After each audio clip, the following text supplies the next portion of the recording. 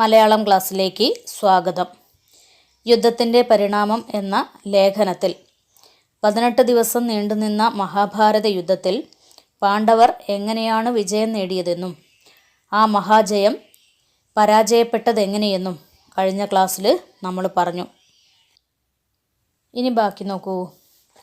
ഈ അറുകൊലയുടെ കഥ പിറ്റേന്നു രാവിലെ പാണ്ഡവരുടെ അടുക്കലെത്തി. യുധിഷ്ഠിരൻ പെട്ടെന്ന് മോഹാലസ്യപ്പെട്ടു.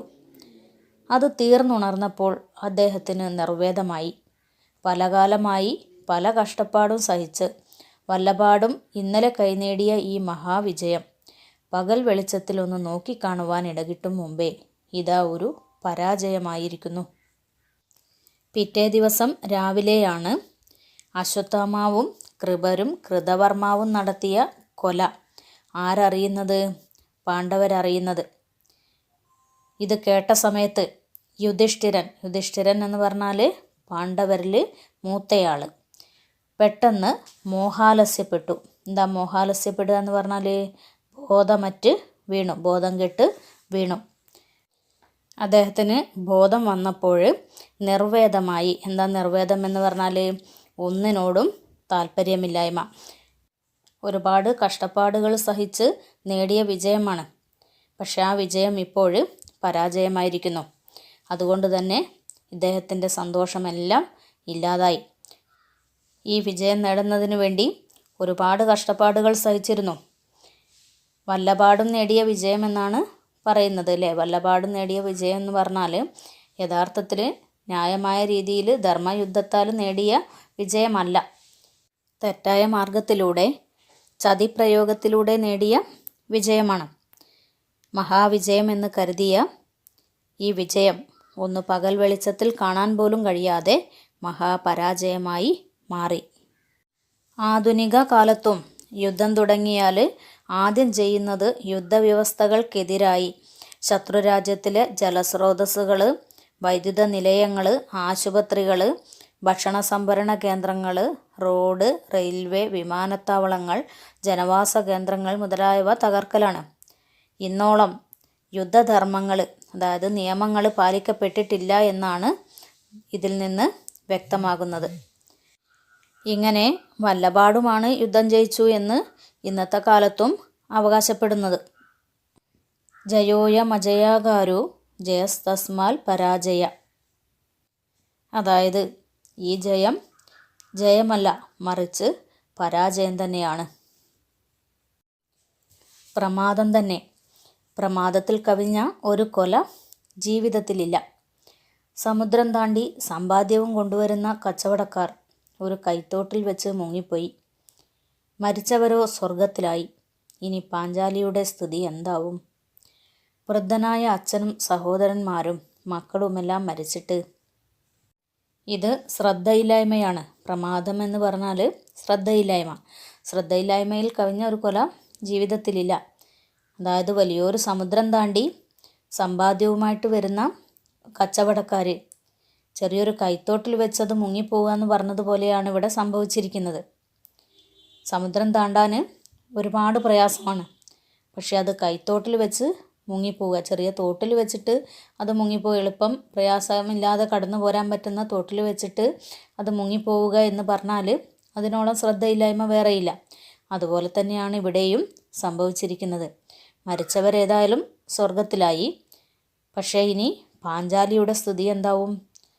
ദ്രൗപദിയുടെ വൃദ്ധനായ പിതാവ് ദ്രുപദൻ, അതുപോലെ മക്കളായ പ്രതിവിന്ധ്യൻ, ശ്രുതസേനൻ, ശ്രുതകീർത്തി, ശതാനീകൻ, ശ്രുതകർമാവ് ഇവരൊക്കെ യുദ്ധത്തിൽ മരിച്ചു. മാത്രമല്ല സഹോദരന്മാരും മരിച്ചു. ഇനി പാഞ്ചാലിയുടെ അവസ്ഥ എന്താവും? അങ്ങനെ എല്ലാവരും കൊലക്കളത്തിലെത്തി. ദ്രൗപദി മോഹാലസ്യപ്പെട്ടു വീണു. ദ്രൗപദി ആരാണ്? പാഞ്ചാലി അല്ലേ? ദ്രുപദൻ്റെ പുത്രിയായതുകൊണ്ടാണ് ദ്രൗപദി എന്ന പേര്. അവളും ബോധം കെട്ടു വീണു. അപ്പോൾ ഭീമസേനൻ അവളെ ചെന്ന് താങ്ങി. അവൾ സാനുജനായ യുധിഷ്ഠിരനെ നോക്കി പറഞ്ഞു. സാനുജനായ എന്ന് പറഞ്ഞാൽ അനുജൻ്റെ കൂടെ നിൽക്കുന്ന എന്നർത്ഥം. അതായത് ഭീമസേനൻ്റെ കൂടെ നിൽക്കുന്ന യുധിഷ്ഠിരനെ നോക്കിയിട്ട് പറഞ്ഞു. എന്താ പറഞ്ഞത്? ഭാഗ്യവശാൽ മക്കൾ ക്ഷാത്രധർമ്മം അനുസരിച്ച് വീണുപോയി എന്നും വച്ച് നിങ്ങൾക്ക് ഈ നേടിയ ഭൂമിയാകെ വാണുകൊള്ളാം. അർജുന, അങ്ങേക്കും ഭൂമി മുഴുവൻ നേടിയെന്ന് വച്ച് അഭിമന്യുവിനെ മറക്കാം. എന്നോടുകൂടി എല്ലാം മറന്ന് സ്വസ്ഥമായിരിക്കാം. യുധിഷ്ഠിരനോട് പാഞ്ചാലി പറഞ്ഞു, ക്ഷത്രിയധർമ്മം അനുസരിച്ച് നിന്റെ മക്കൾ യുദ്ധം ചെയ്തു, അവർ വീണുപോയി അല്ലെ, അവർ മരിച്ചുപോയി എന്നും വെച്ച് നിങ്ങൾക്കെന്ത് ചെയ്യാം? ഈ നേടിയ ഭൂമിയാകെ, നിങ്ങൾ വിജയിച്ച് നേടിയ ഭൂമിയാകെ വാണുകൊള്ളാം, രാജാവായിട്ടിവിടെ വാഴാം. അതുപോലെ അർജുന, അങ്ങേക്കും എന്ത് ചെയ്യാം? ഭൂമിയൊക്കെ നേടിയെന്ന് വെച്ചിട്ട് അഭിമന്യുവിനെ നിങ്ങൾ ഒരു പക്ഷേ കുറച്ച് കഴിഞ്ഞാൽ മറക്കും. കാരണം നിങ്ങൾ ആ വിജയത്തിൽ പിന്നീട് സന്തോഷിക്കുകയും മകനെ സാവധാനം മറക്കുകയും ചെയ്യും. എന്നിട്ട് എന്നോടുകൂടി എല്ലാം മറന്ന് സ്വസ്ഥമായിരിക്കാം അല്ലേ. അതായത് പാഞ്ചാലി എല്ലാവരുടെയും 5 പേരുടെയും ഭാര്യയാണ് അല്ലേ. എന്നോടുകൂടി നിങ്ങൾ എന്ത് ചെയ്യും? സ്വസ്ഥമായി ജീവിക്കാം. എന്നാൽ എനിക്കെന്ത് ചെയ്യാൻ പറ്റില്ല? ഇതൊന്നും പൊറുക്കാൻ കഴിയില്ല എന്നാണ് ദ്രൗപദി പറയുന്നത്. ആ പാപിയായ ദ്രൗണിയെ ഇന്ന് ചെന്ന് കൊന്നില്ലെങ്കിൽ ഞാനിവിടെ പ്രായോപവേശം കൊള്ളുകയാണ്. ആ പാപം ചെയ്ത പാപിയായ ദ്രൗണി ആരായിരുന്നു? അശ്വത്ഥാമാവ് അല്ലേ. അശ്വത്ഥാമാവിൻ്റെ പേര് തന്നെയാണ് ദ്രൗണി. അശ്വത്ഥാമാവിനെ ഇന്ന് ചെന്നിട്ട് നിങ്ങൾ എന്ത് ചെയ്യണം? കൊല്ലണം. ഞാനിവിടെ പ്രായോപവേശം കൊള്ളുകയാണ്. എന്താ പ്രായോപവേശം എന്ന് പറഞ്ഞാൽ? ദർഭപ്പുല്ല് വിരിച്ച് അതിൽ കിടന്ന് മരണം വരെ നിരാഹാരം അനുഷ്ഠിക്കുന്നതിനാണ് പ്രായോപവേശം കൊള്ളുക എന്ന് പറയുന്നത്. നിങ്ങൾ അശ്വത്ഥാമാവിനെ കൊന്നു വരുന്നത് വരെ ഞാനിവിടെ നിരാഹാരം അനുഷ്ഠിക്കുമെന്നും ഇത് മനസ്സിലാക്കിക്കൊള്ളുവിനെന്നും ദ്രൗപദി പറയുന്നു. കാടുകേറി ദൂരെയെങ്ങോ പോയ ദ്രൗണിയെ കണ്ടെത്തുക എളുപ്പമല്ലെന്നും മറ്റും പറഞ്ഞ് യുധിഷ്ഠിരൻ അവളെ ആശ്വസിപ്പിക്കാൻ നോക്കി. പക്ഷേ ദ്രൗപദി പ്രതിജ്ഞ ചെയ്തു. ദ്രൗണിയുടെ ശിരസിലുള്ളതായി കേൾക്കുന്ന സഹജമായ ചൂടാമണി കൊണ്ടുവന്ന് അങ്ങയുടെ ശിരസിലണിഞ്ഞ് കാണണം ഞാൻ ജീവിക്കണമെങ്കിൽ. തൻ്റെ ആ നിശ്ചയം നിറവേറ്റാൻ അവൾ ഭീമനെ പ്രോത്സാഹിപ്പിച്ചു. ഭീമൻ വില്ലും അമ്പുമെടുത്ത് തേരിലേറി നകുലനെ സാരഥിയാക്കി പുറപ്പെടുകയും ചെയ്തു. യുധിഷ്ഠിരൻ ദ്രൗപദിയെ ആശ്വസിപ്പിക്കാൻ നോക്കി. അതായത് ദ്രൗണി കാടുകേറി ദൂരെ എങ്ങോ പോയതാണ്, അവനെ പിടിക്കുക എളുപ്പമല്ലെന്നും മറ്റും പറഞ്ഞ് അവളെ ആശ്വസിപ്പിച്ചു. പക്ഷേ ദ്രൗപദി പ്രതിജ്ഞ ചെയ്തു. ദ്രൗണിയുടെ ശിരസിലുള്ളതായിട്ട് കേൾക്കുന്ന ഒരു ചൂടാമണിയുണ്ട്.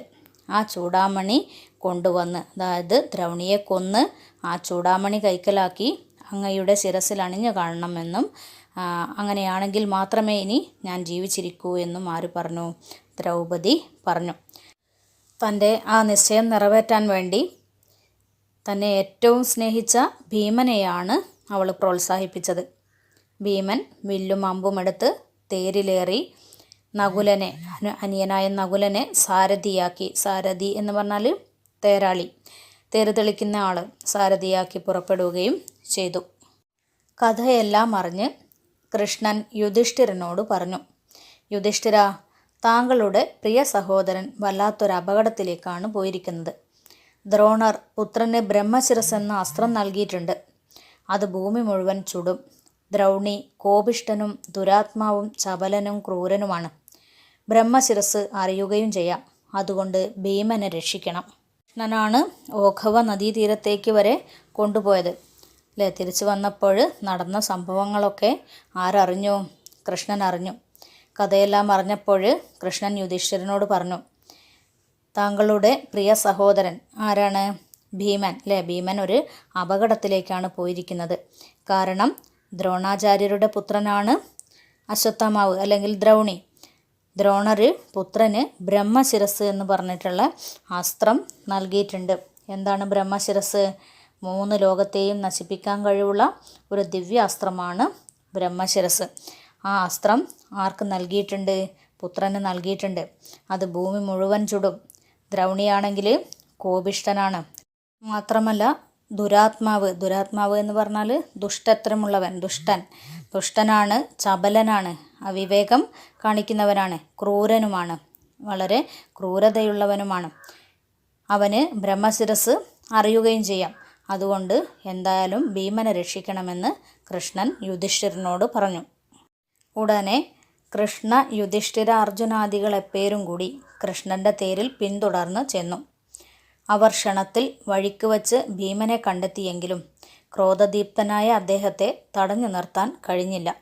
ഉടനെ തന്നെ കൃഷ്ണനും യുധിഷ്ഠിരനും അർജുനനും ആദിയായവർ മുതലായവരെല്ലാവരും കൂടി കൃഷ്ണൻ്റെ തേരിൽ ഭീമനെ പിന്തുടർന്ന് ചെന്നു.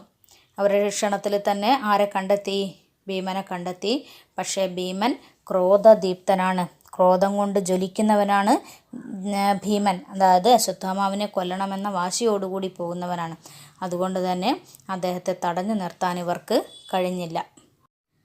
അശ്വത്ഥാമാവ് അപ്പോൾ ഭാഗീരഥി കച്ചത്തിൽ ഋഷികളോടുകൂടി ഇരുന്നരുളുന്ന കൃഷ്ണദ്വൈപായനൻ്റെ അടുത്ത് ചെന്ന് കൂടിയിരിക്കുകയായിരുന്നു. മേലാകെ നെയ്യ് പുരട്ടി കുശചീരങ്ങൾ ധരിച്ചിരിക്കുകയാണ് അയാൾ. ആ സമയത്ത് അശ്വത്ഥാമാവ് ഭാഗീരഥി കച്ചത്തിൽ, ഭാഗീരഥി നദിയുടെ കച്ചം എന്ന് പറഞ്ഞാൽ തീരത്തിൽ ഋഷികളോടുകൂടി ഇരിക്കുന്നുണ്ട് കൃഷ്ണദ്വൈപായനൻ. കൃഷ്ണദ്വൈപായനൻ എന്ന് പറഞ്ഞാൽ മഹാഭാരത കർത്താവായ വ്യാസൻ. അപ്പം അദ്ദേഹം ഋഷികളോടുകൂടി ഭാഗീരഥിയുടെ നദിയുടെ തീരത്ത് ഇരിക്കുന്നുണ്ട്. അവിടെ അദ്ദേഹത്തിൻ്റെ അടുത്ത് ചെന്ന് കൂടിയിരിക്കുകയായിരുന്നു അശ്വത്ഥാമാവ്. മേലാകെ നെയ്യ് പുരട്ടിയിട്ടുണ്ട്, കുശചീരങ്ങൾ ധരിച്ചിട്ടുണ്ട്. കുശചീരം എന്ന് പറഞ്ഞാൽ ദർഭയും മരവുരിയും, ദർഭപ്പുല്ലും മരത്തോലും ധരിച്ചിരിക്കുകയാണ് അശ്വത്ഥാമാവ്. വില്ലേന്തി കയർത്തു വരുന്ന ഭീമനെയും പിന്നാലെ കൃഷ്ണ യുധിഷ്ഠിരാദികളെയും കണ്ട് വ്യഥിതനായി ആ ബ്രഹ്മശിരസ് തന്നെ പ്രയോഗിപ്പാൻ ഉറച്ചു. ഇടം കൈകൊണ്ട് ഒരു പുൽക്കടിയെടുത്ത് ആ ദിവ്യാസ്ത്രം ആപാദിപ്പിച്ച് അപാണ്ഡവായ എന്നു പറഞ്ഞു വിട്ടു. ആ പുൽക്കൊടിമേൽ 3 ലോകവും എരിക്കാൻ പോന്ന തീ ഉളവായി. ഭാഗീരഥി നദിയുടെ തീരത്ത് മരവുരിയും ധരിച്ചിരിക്കുന്ന അശ്വത്ഥാമാവ് കണ്ടത് യുധിഷ്ഠിരനും അതേപോലെ കൃഷ്ണനും മറ്റുള്ളവരെല്ലാവരും കൂടി തൻ്റെ നേർക്ക് വരുന്നതാണ്.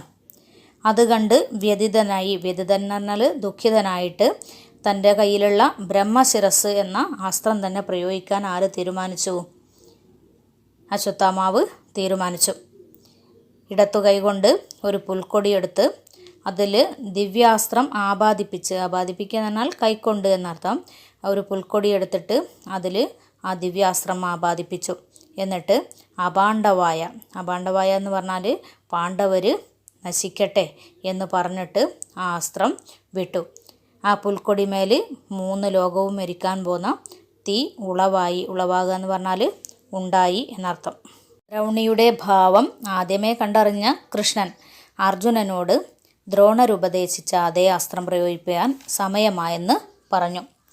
അർജുനൻ തേരിൽ നിന്നിറങ്ങി ആദ്യം ആചാര്യപുത്രനും പിന്നെ തനിക്കും സഹോദരന്മാർക്കുമെല്ലാം സ്വസ്തി ഭവിക്കട്ടെ എന്ന് പറഞ്ഞ് ഗുരുദേവതമാരെ വന്ദിച്ച് അസ്ത്രം കൊണ്ടടങ്ങട്ടെ എന്ന് മംഗളം സങ്കല്പിച്ച് അത് പ്രയോഗിച്ചു. അതും മറ്റേതുപോലെ കത്തിജ്വലിക്കുകയായി. ദ്രൗണിയുടെ ഭാവം ഇങ്ങനെയായിരിക്കുമെന്ന് ആദ്യമേ കണ്ടറിഞ്ഞിട്ടുണ്ടായിരുന്നു കൃഷ്ണൻ.